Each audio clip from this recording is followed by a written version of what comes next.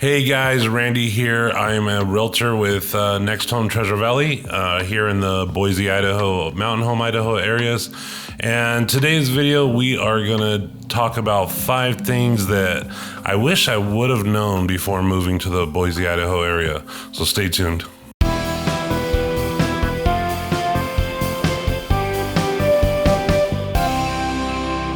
Hey guys, like I said earlier, my name is Randy. I am a realtor in the Boise, Idaho, Mountain Home, Idaho areas. If you're looking for a realtor to help you out, I would love to be that realtor. My contact information is below in the description. Just let me know. We can meet, have some coffee, whatever, and talk about what you're looking to get done. Today's topic, like I said, is 5 things I wish I would have known before moving to the Boise, Idaho areas. Number 1 is I wish I would have known that everything closes by 11 p.m. for the most part anyways. There are some things open. Like I talked about in previous episodes, I live close to the Village Mall. And I just assumed that everything was going to be open all the time around here, and it's not. Like, really, there's not a whole lot of 24-hour anything. There is a IHOP if you're, looking for a restaurant, and I believe a Denny's. But for the most part, everything closes. As far as Walmarts go, I know at one time Walmart used to stay open 24 hours. I do believe there's one over on Glenwood and State, though. So there are still stores available. And then, of course, Winco. There are Wincos around, which is like a grocery store. Anyways, those still remain open 24 hours. So there are still options.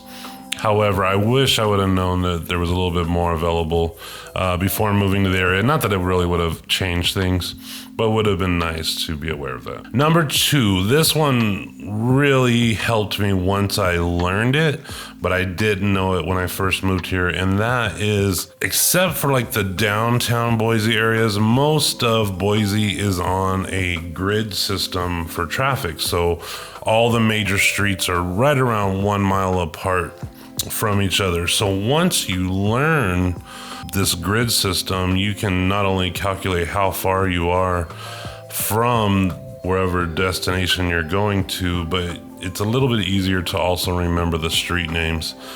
I learned it because even though I'm a realtor, there were times where I would do part-time. I would do like DoorDash and stuff like that.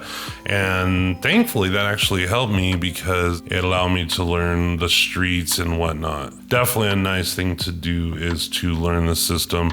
And then once you get the roads down, it makes traveling throughout the Boise area, of course, a lot easier. Number 3 still pertains to the roads.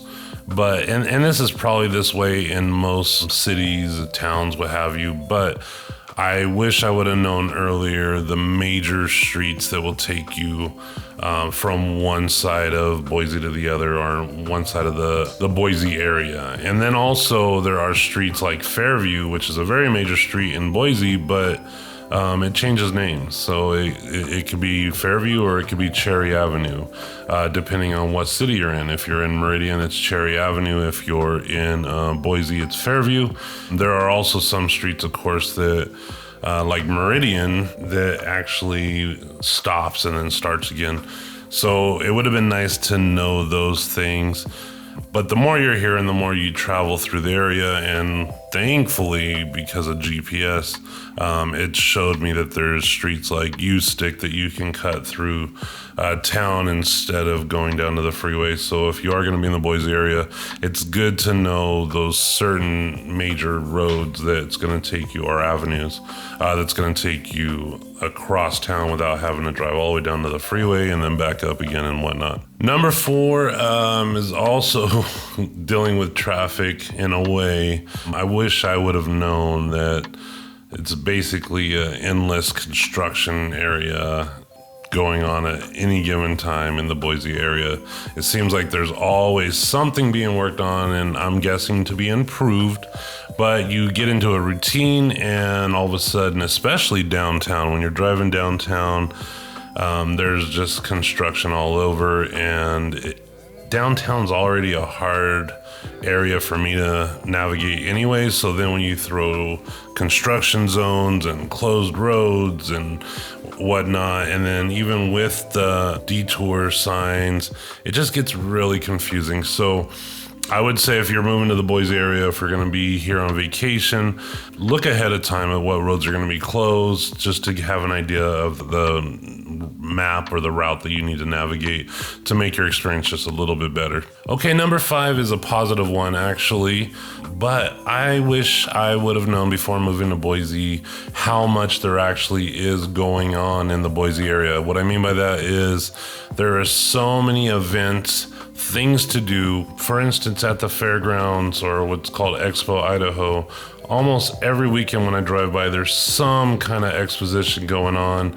My nephew, he was in a jiu-jitsu tournament about 2 weeks ago, or a grappling tournament, sorry. And at that same time, there was I want to say it was a trading card, like a baseball card, or I think it was like magic cards and stuff like that. Convention going on, and then there was another event going on at the same time. All 3 of them were going on.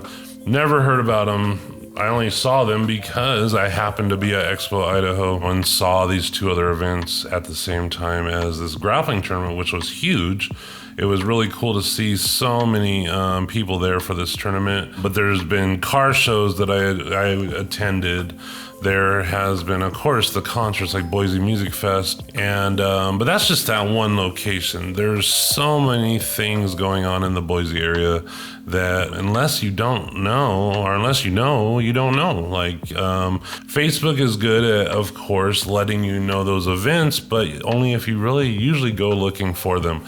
So I wish I would have known to be a little bit more alert to what all's going on in the Boise area. And I would recommend that for you as well. If you're going to be in this area, look at all the little things going on, or not even little sometimes. Sometimes they're huge events.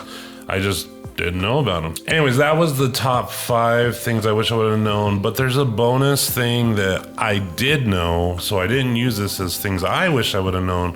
But if you are coming here from outside of the Boise area, even though you'll hear a lot of people say about how the traffic is not that bad in the area, there is a highly congested time when people are getting off of work, especially around the connector, the 84 and the 184, particularly heading into like the Nampa Caldwell area. And sometimes you can be in that traffic for quite a while. So even though the traffic is much lighter here than it is in many other places, the traffic can actually still get pretty bad. And that includes even on Eagle Avenue. Sometimes Eagle Avenue, which is one of the major avenues here, obviously, sometimes, it's free flowing 55 mile per hour up and down the avenue. But there's some times that you're going to be there for a while. There's a parallel road called Records. The speed limit's a lot slower. However, a lot of times there's no actual congestion on that road. So that is a good alternative path when Eagle is very bogged down.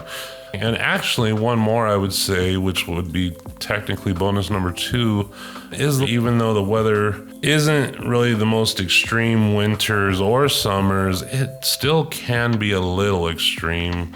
Especially if you're not used to that. So like summers here, we have, seems like more and more lately, big chunks of time where we're in the 100 plus temperature, and it'll just be like almost a month straight. Like right now, this last month has just been quite a few days over 100 degrees. And then in the winter, there are times where we stay below freezing for quite a while. So once again, I knew that stuff, but you might not. Just wanted to share that as bonus number 2. Thank you so much for watching. Like I said earlier, if you're looking for a realtor in the Boise, Idaho, Mountain Home, Idaho areas, my information is in the description below the video. Give me a call. I'd love to help you out, or text message or email, what have you. And thank you so much for watching. This is Randy, and I will talk to you again. Thank you.